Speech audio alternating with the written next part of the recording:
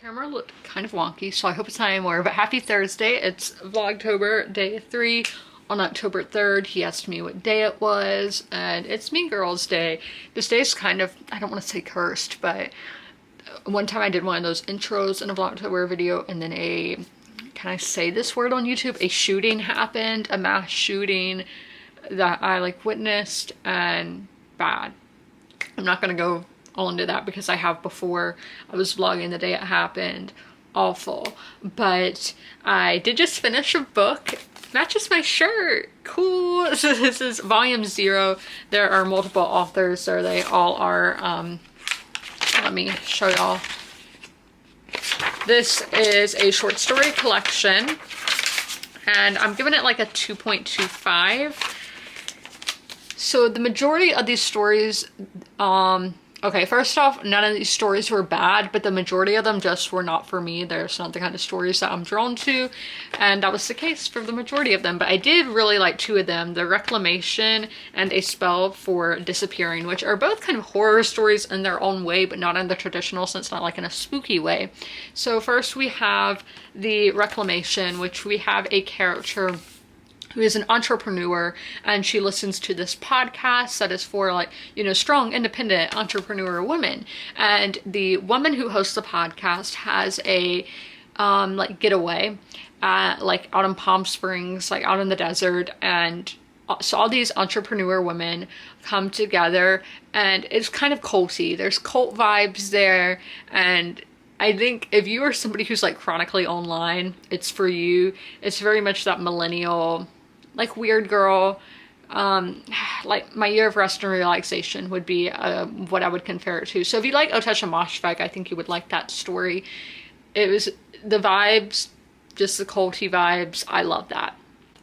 Then the one I read today, A Spell for Disappearing, there are witchy vibes in this one, definitely, but it's this girl is in a relationship, it was a very insta-lovey, very fast, a lot of love bombing kind of relationship, but the man, Ulf, might not truly be who he says he is, and obviously that's very scary to get into a relationship with somebody who you think you love and then find out things aren't adding up. Scary, scary. Both of those situations I talked about, so scary. So I'm giving this a 2.5. I will be unhauling it, but I do plan to check out other books by those authors that I did like their stories. But since I did not like the majority of these stories, I am not keeping it. I'm giving this a 2.5.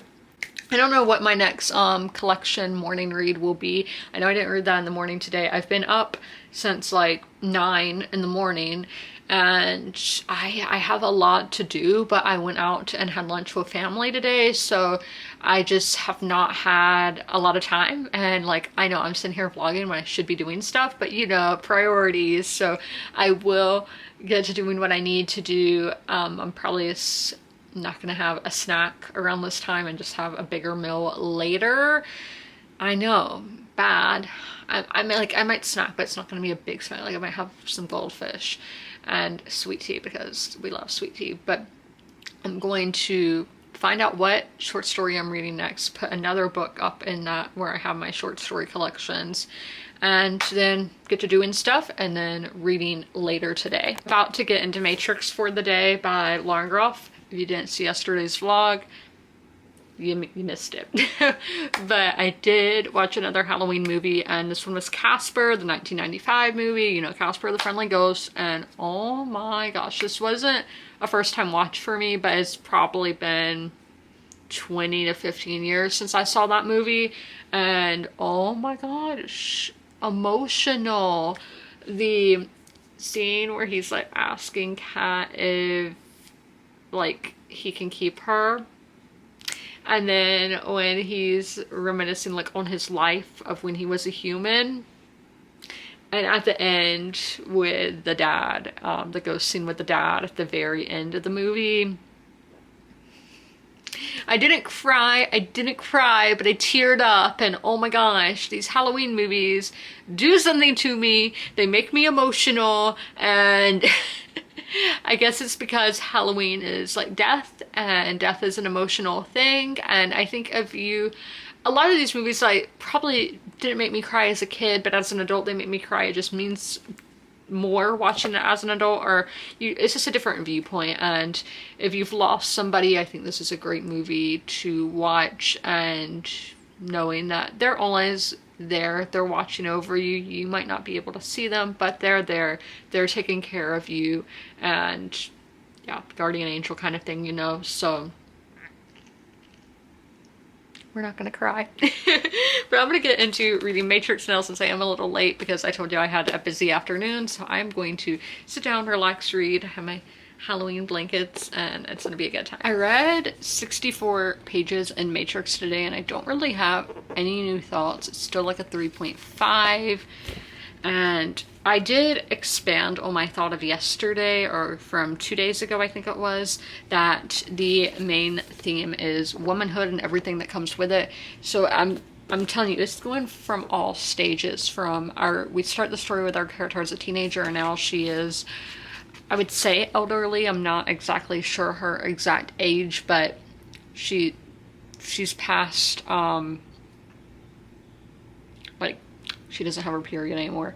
But like, a lot of her friends are dying around her and all of that. So I would say she's elderly, but maybe by their standards of this being in the 1100s, because, you know, life expectancy wasn't as long as it is now in 2024, like 1,000 years later almost. So that's why I'm not exactly sure to say what age she is, but we're following her from her teenage years all the way to her elder years. So you're seeing womanhood from all those different points in life. Also, when I was talking about books that, if you like, you should try this, Ken Follett, Pillars of the Earth.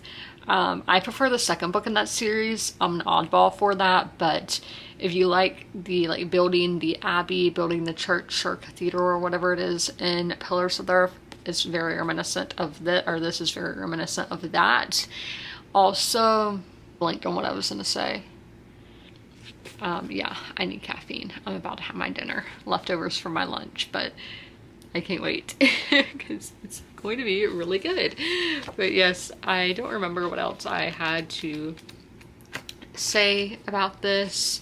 I think that's all, but I'm still going to be vlogging the rest of the day, so if it comes to me, I will tell y'all. I finished my second book of the day, that being Come Fly the World by Julia Cook. This is a nonfiction, I guess historical. I don't know where I would list this on the spectrum of nonfiction books, but this is really, so as you can see, the tagline is the jet age story of the women of Pan Am. The jet age is basically the mid-century, but I really think this is a story of Vietnam and the impact that Vietnam had on commercial flights. I know, no. I learned a ton though. I did not realize that Vietnam had such a huge impact on the airline industry. I did not realize that. The jet age was really before Vietnam. Really like business people would do it. It wasn't really a thing that a lot of people did.